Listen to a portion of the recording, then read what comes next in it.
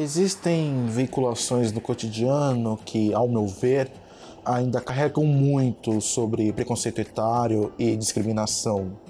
Porém, contudo, entretanto, todavia, nem todas as pessoas sabem disso, ou se sabem, ainda escolhem mascarar um pouquinho as suas ações com outras coisas, como carinho, como até um dito respeito. Eu já falei sobre ageísmo e idadismo aqui antes, então convido a vocês assistirem o vídeo no canal, número 4, no qual eu falo sobre esse tema, já que a questão aqui não é tratar conceitualmente sobre o que é idadismo, e sim sugerir que algumas ações cotidianas que nós temos podem ser igualmente discriminatórias e ou preconceituosas.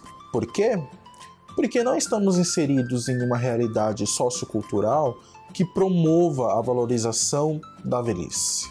E isso não acontece somente quando as pessoas são demitidas dos empregos porque são consideradas velhas demais, ou quando as pessoas não respeitam os assentos preferenciais para idosos e outros grupos nos transportes públicos, ou ainda quando a gente vê outras pessoas se utilizando de linguagens impróprias para denegrir pessoas mais velhas.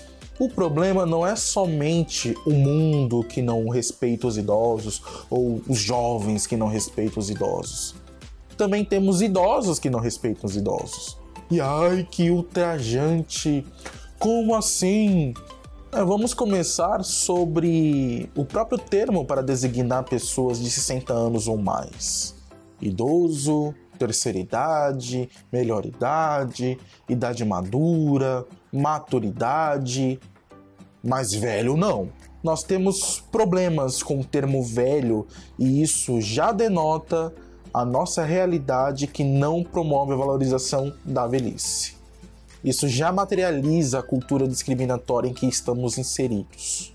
Uma pessoa escolhe não se rotular como velha porque esse termo ainda traz consigo a conotação de inútil, de peso, de pessoa obsoleta, de desgastado. E eu tenho insistido muito na minha prática que a gente precisa de um novo conceito de velho, ao menos no que se trata de pessoas.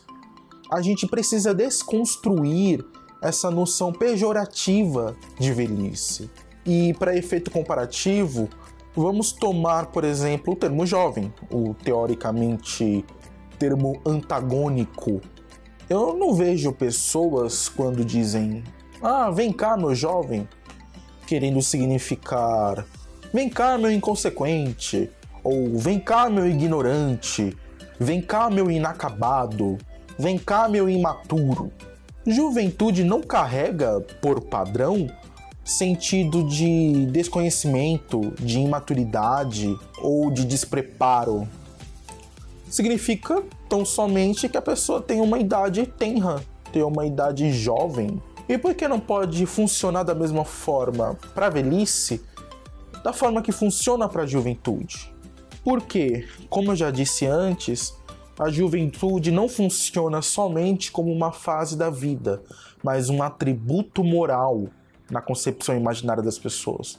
E aí, apesar da idade, as pessoas sempre buscam conservar a sua juventude. E esse ponto é visto, por exemplo, quando insistimos em correr para comprar aquela tintura quando aparece um fio branco no cabelo, ou aqueles cremes anti-envelhecimento, quando aquelas rugas ou marcas de expressão começam a aparecer também. E aí eu penso, nós falamos muito sobre buscar um envelhecimento ativo e bem-sucedido, mas também buscamos muito em esticar a corda o máximo possível antes de se assumir velho. E aí, por que afastar tanto simbolicamente as alterações que ocorrem nos nossos corpos ao longo do tempo? Enquanto alguns magnatas lucram muito com esse comportamento, quiçá até banalizado e cotidiano da nossa parte, a gente não estaria ajudando a fomentar uma manutenção de que ficar velho significa perder beleza? Qual concepção de velhice a gente está ajudando a manter? E disclaimer. Eu não estou criticando ou demonizando o ato das pessoas se preocuparem com a sua vaidade. Muito pelo contrário. A questão é pensar em que valores, em que concepções a gente está construindo ou deixando de construir com as nossas ações.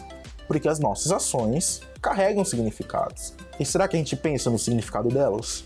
E a velhice ainda é vista de forma tão pejorativa que mesmo uma pessoa sendo velha, tendo 60 anos ou mais, ainda insiste em se apegar a algo que afaste a concepção de velhice de si. Um exemplo? Frases como "a alma só envelhece se você deixar", ou ainda "sonhos não envelhecem".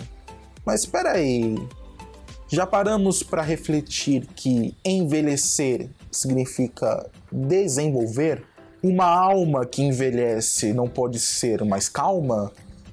Com mais conhecimento adquirido?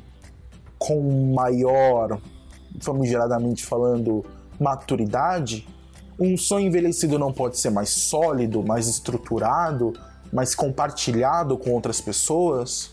Inclusive mais vívido, mais forte à medida que o tempo passa? Como analogia, por que a gente não pensa o processo de envelhecimento como a gente pensa em envelhecimento de vinhos, que fica melhor à medida que passa o tempo? Quando a gente fala sobre desconstruir mitos, estereótipos e preconceitos e criar uma realidade em que as pessoas não sejam discriminadas por idade, a utilização deste ou daquele termo é um indicativo muito importante sobre como essa desconstrução está acontecendo.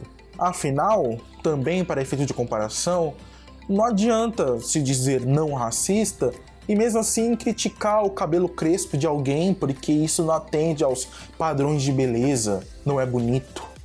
Também não adianta se dizer não machista e aí utilizar de termos chulos para denegrir mulheres que não reprimem o comportamento sexual, por exemplo. E da mesma forma, não adianta pregar a respeito à velhice e insistir que a velhice é algo ruim. Não adianta dizer que o mundo, os jovens, os outros não respeitam os velhos e sair por aí dizendo que não, eu não me sinto velho. Velho é sempre o outro. A velhice não é um estado de espírito.